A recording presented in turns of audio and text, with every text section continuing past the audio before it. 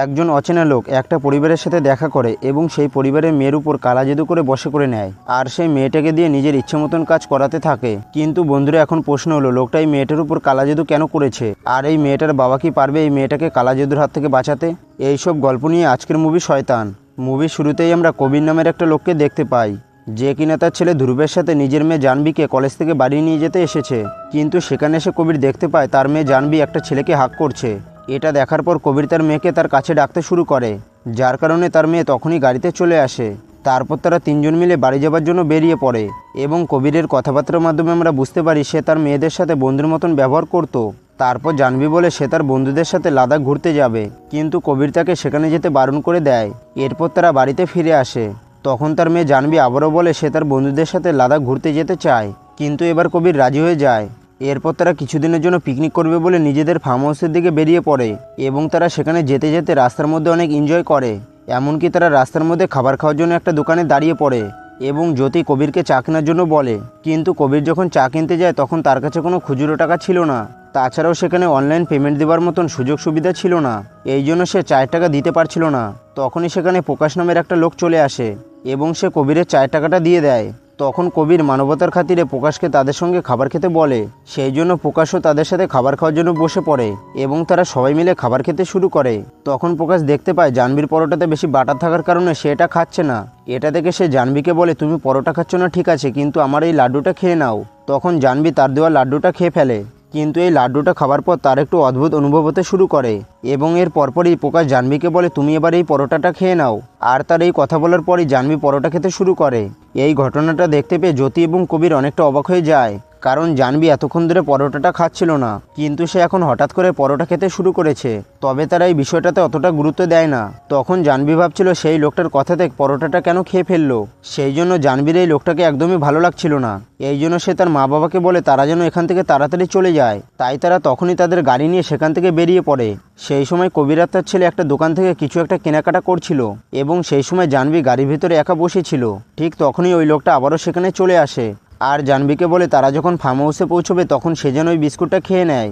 এই কথা বলার পর লোকটা সেখান থেকে চলে যায়। তারপর তারা তাদের গাড়িতে করে ফার্ম হাউসে পৌঁছে যায় এবং ফার্ম হাউসে পৌঁছানোর পর জাহ্নবী বিস্কুটগুলো খেয়ে ফেলে। তারপর তারা চারজন মিলে সুইমিং পুলে এনজয় করতে থাকে। তারপর জ্যোতি তার ড্রেস চেঞ্জ করার জন্য নিজের রুমে চলে যায়, কিন্তু তখন সে বারান্দা থেকে দেখতে পায় প্রকাশ তাদের গেটের সামনে দাঁড়িয়ে আছে। এটা দেখার পর জ্যোতি নিচে এসে কবিরকে এই ব্যাপারে বলতে থাকে। সে কবিরকে বলে সে যেন প্রকাশকে এই বাড়িতে ঢুকতে না দেয়, কারণ তার এই লোকটাকে একদমই পছন্দ হয়নি। তাই কবির সেই সময় বাড়ির ভিতরে চলে আসে আর প্রকাশকে জিজ্ঞাসা করে সে এখানে কেন এসেছে। এর উত্তরে প্রকাশ বলে সে এখানে কোনো একটা কাজের জন্য এসেছিল, কিন্তু তার মোবাইলের ব্যাটারি হঠাৎ করে শেষ হয়ে গেছে, তাই তাকে যদি একটু চার্জ করতে দেওয়া হয় তাহলে তার অনেক হেল্প হবে। এই কথাটা শোনার পর কবির তাকে বারণ করতে পারে না আর তাকে কিছুক্ষণের জন্য থাকতে বলে। এরপর প্রকাশ তার মোবাইলটাকে চার্জের জন্য দিয়ে দেয়, কিন্তু এই জিনিসটা দেখতে পেয়ে জ্যোতি অনেকটা রেগে যায়। তাই সে কবিরকে বলে সে যেন তাড়াতাড়ি এই লোকটাকে বাড়ি থেকে বের করে দেয়, কিন্তু কবির বলে লোকটা কিছুক্ষণের মধ্যেই চলে যাবে, তাই এটা নিয়ে চিন্তা করার কোনো দরকার নেই। কিন্তু তখনই সেখানে জাহ্নবী চলে আসে এবং সেখানে আমরা দেখতে পাই জাহ্নবী সেই সব কাজ করছে যেগুলো তাকে প্রকাশ করতে বলছে এবং সে জাহ্নবীকে তার লাভ লাইফের ব্যাপারে জিজ্ঞাসা করতে শুরু করে। তখন জাহ্নবী বলে তার একটা বয়ফ্রেন্ড আছে। জাহ্নবী যখন তার সাথে কথা বলছিল তখন তার ছোট ভাই ধ্রুব তাকে ডিস্টার্ব করছিল, কারণ ধ্রুব জাহ্নবীর সাথে খেলতে চাইছিল।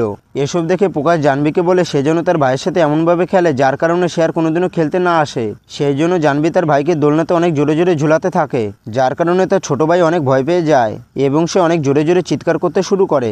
আর চিৎকার শুনে কবির এবং জ্যোতি সেখানে চলে আসে আর তারা এখানে এসে জাহ্নবীকে বকাবকি করতে শুরু করে আর বলে তার ছোট ভাইয়ের সাথে এরকম করাটা ঠিক হয়নি। তবে জাহ্নবীও সে সময় বুঝতে পারছিল না সে এরকমটা কেন করেছে। পরের সিনে আমরা দেখতে পাই তারা সবাই লাঞ্চ করার জন্য বসে পড়েছে। তখন প্রকাশ কবিরকে বলে সে চায় তারা যেন তার মেয়েকে তার কাছে দান করে দেয়। এই কথাটা শুনতে পেয়ে জ্যোতি পুরো অবাক হয়ে যায়, তাই কবির তখনই প্রকাশকে বাড়ি থেকে বেরিয়ে যেতে বলে।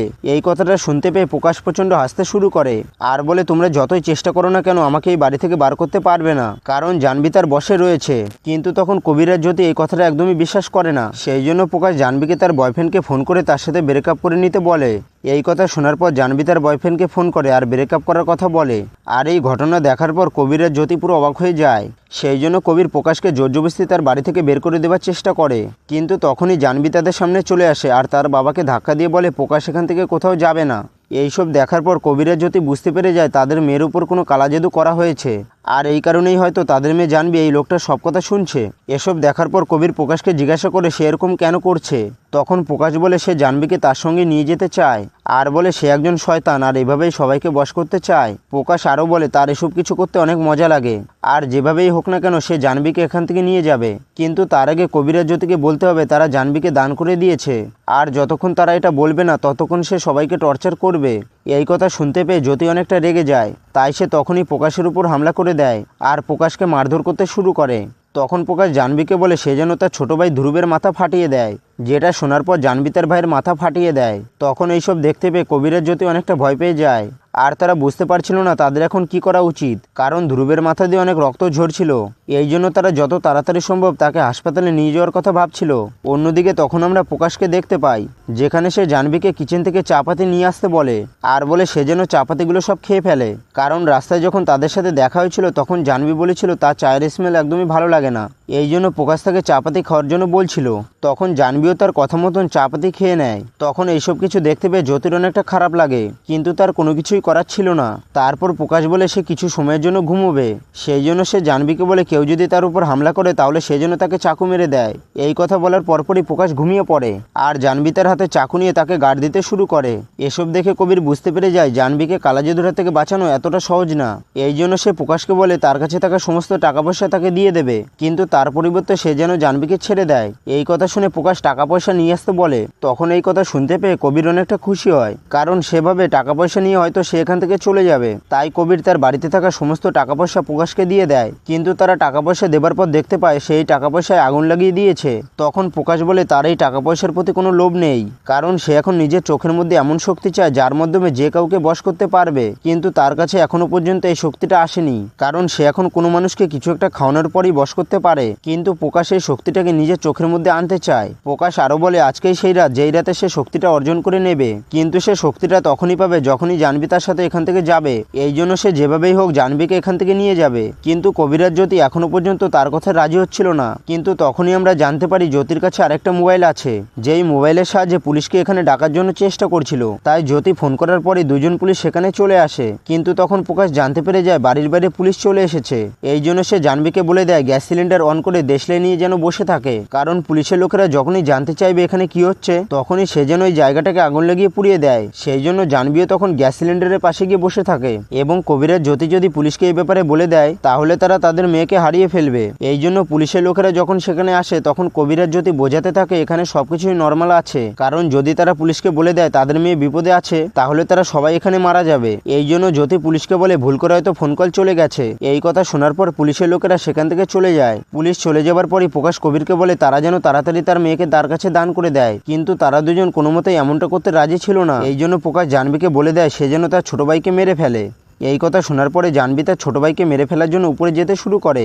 তখন কবিরাজ জ্যোতি তার ছেলেকে বাঁচানোর জন্য তার পিছন পিছন যেতে শুরু করে। এদিকে জানবী পুরো বাড়ির ভিতরে তার ছোট ভাইকে খুঁজতে থাকে, কিন্তু সে অনেক খোঁজাখুঁজির পরেও তার ছোট ভাইকে কোথাও খুঁজে পাচ্ছিল না। তারপর জানবী ছাদে গিয়ে দেখে তার ছোট ভাই লুকিয়ে আছে। তখন জানবী তার ছোট ভাইকে ছাদের উপর থেকে ফেলে দেয়। ছাদের উপর থেকে পড়ে যাবার কারণে ধ্রুবের মাথায় অনেক আঘাত লাগে। এটা দেখার পর জ্যোতি আর কবির কান্না করতে শুরু করে, আর তারা মানসিকভাবে অনেকটা ভেঙে পড়ে। তাই তারা প্রকাশকে বলে সে তার মেয়েকে নিয়ে যেতে পারে। এই কথা শোনার পর প্রকাশ অনেক খুশি হয়ে যায় এবং জানবীকে নিয়ে সেখান থেকে বেরিয়ে পড়ে। প্রকাশ সেখান থেকে চলে যাবার পরই কবির জ্যোতিকে বলে সে যেন তার ছেলেকে তাড়াতাড়ি হাসপাতালে নিয়ে যায়, কিন্তু ধ্রুব বলে তারা যেন তার দিদিকে ফিরিয়ে নিয়ে আসে। এই কথা শুনে কবির তার ছেলেকে বলে যেভাবেই হোক না কেন জানবীকে ফিরিয়ে আনবে। তারপর কবির আবারও তার বাড়িতে চলে আসে আর একটা চাকু নিয়ে নেয়। এরপর আমরা জানতে পারি প্রকাশ যখন তার ফোনটাকে চার্জে বসিয়েছিল সেই সময় কবির তার লাইভ লোকেশন অন করে দিয়েছিল, আর ওই লাইভ লোকেশন তার অন্য ফোনে শেয়ার করে দিয়েছিল, যাতে করে সে জানতে পারবে প্রকাশ এখন কোথায় আছে। তাই কবির লোকেশন দেখে প্রকাশ যেখানে আছে সেখানে চলে যায়, কিন্তু যখনই সে ওখানে আসে তখনই কিছু মহিলারা তার উপর হামলা করে দেয়। তখন আমরা জানতে পারি প্রকাশ এভাবেই অনেক মেয়েকে বশ করে রেখেছিল এবং সে আজ রাতে একটা পুজো করতে যাচ্ছে, আর এই পুজোর মাধ্যমে সে এখানে থাকা সব মেয়েদেরকে বলি দিয়ে দেবে, যাতে করে প্রকাশ আরও বেশি শক্তিশালী হয়ে যাবে আর এই শক্তির মাধ্যমে নিজের চোখের ইশারায় যে কাউকে বশ করে ফেলতে পারবে। ঠিক তখনই প্রকাশ জানতে পেরে যায় কবির এখানে চলে এসেছে। তবে এখানে থাকা মেয়েগুলো কবিরকে মারধর করার কারণে তার অবস্থা অনেকটা খারাপ হয়ে যায়, আর তার এরকম অবস্থা দেখে প্রকাশ হাসাহাসি করতে শুরু করে এবং বলে এখানকার সমস্ত মেয়েরা আমার বশে, যদি আমি একবার বলি তাহলে এরা তোমাকে কাঁচা খেয়ে ফেলবে। এই কথা বলে প্রকাশ আবারও তার পুজো করতে চলে যায়। কিন্তু তখনই কবির প্রকাশের পায়ে আঘাত করে আর সে নিচে পড়ে যায়।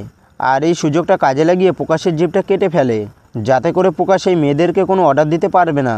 কিন্তু তখনই সেখানে থাকা মেয়েগুলো কবিরের উপর হামলা করার জন্য এগিয়ে আসছিল। কিন্তু তখন কবির এখানে একটা রেকর্ডিং প্লে করে দেয়, আর ওই রেকর্ডিংয়ে বলছিল তুমি আগের মতো নর্মাল হয়ে যাও। তারপরে এখানে থাকা মেয়েগুলো যখন রেকর্ডিংয়ের আওয়াজ শুনতে পায় তখন তারা প্রকাশের কালা জাদু থেকে মুক্ত হয়ে যায়। তাছাড়াও কবির দেখতে পায় জাহ্নবীও আগের মতো নর্মাল হয়ে গেছে। এরপর আমরা এখানে একটা ফ্ল্যাশব্যাকের দৃশ্য দেখতে পাই, যেখানে আমরা দেখি প্রকাশ যখন কবিরের ছেলের উপর হামলা করেছিল সেই সময় কবির নিজের কাছে একটা রেকর্ডিং রেখে দিয়েছিল, এবং সেই রেকর্ডিংয়ের মাধ্যমে প্রকাশের সমস্ত কথাবার্তা রেকর্ডিং করছিল, যাতে করে সে প্রকাশের মুখ থেকে সবাইকে মুক্ত করার কথা বলতে পারে। আসলে বাড়ির ভেতরে যখন কবিরের প্রকাশ মারামারি করছিল তখন প্রকাশ একটা সময় এই কথাটা বলেছিল, যে কথাটা কবির রেকর্ডিং করে প্লে করে দিয়েছে। আর এই রেকর্ডিং শোনার পর এখানে থাকা সমস্ত মেয়েরা কালা জাদু থেকে মুক্ত হয়ে গিয়েছে। তারপর আমাদেরকে কিছু সময়ের পরের দৃশ্য দেখানো হয়, যেখানে আমরা কবিরকে দেখতে পাই যে কিনা একটা হাসপাতালে। ঠিক তখনই সেখানে একটা পুলিশ অফিসার চলে আসে এবং কবিরকে বলে সে এখানকার সমস্ত মেয়েদেরকে মুক্ত করে দিয়েছে। তাছাড়াও আরও বলে এই সমস্ত মেয়েরা অনেক আগে থেকেই গায়েব হয়ে গিয়েছিল, আর তারা মনে করেছিল এইসব মেয়েরা হয়তো মারা গিয়েছে। কিন্তু কবির এই মেয়েগুলোকে খুঁজে বার করে সাহায্য করেছে, কিন্তু পুলিশের লোকেরা এখনও প্রকাশকে খুঁজে বার করতে পারেনি। এরপর আমাদেরকে কিছু বছর পরের দৃশ্য দেখানো হয়, যেখানে আমরা কবিরকে দেখতে পাই যে কিনা একটা মরা ইঁদুর আর চাপাতি নিয়ে একটা ঘরের ভিতরে চলে আসে, এবং আমরা তখন জানতে পারি কবির কয়েক বছর ধরে প্রকাশকে এই ঘরের মধ্যে বন্দি করে রেখেছে, কারণ প্রকাশ যেই মেয়েদের সাথে খারাপ করেছিল তাদের বদলা সে এখন নিচ্ছে। কবির তখন প্রকাশকে বলে তুমি সবসময় বেশি শক্তিশালী হতে চেয়েছিলে, কিন্তু একজন মেয়ের উপর বিপদ আসলে তার বাবার থেকে শক্তিশালী বেশি কেউ হয় না। এই কথা বলার পর কবির প্রকাশকে মরা ইঁদুর আর চাপাতি খেতে দেয় আর সেখান থেকে চলে যায়।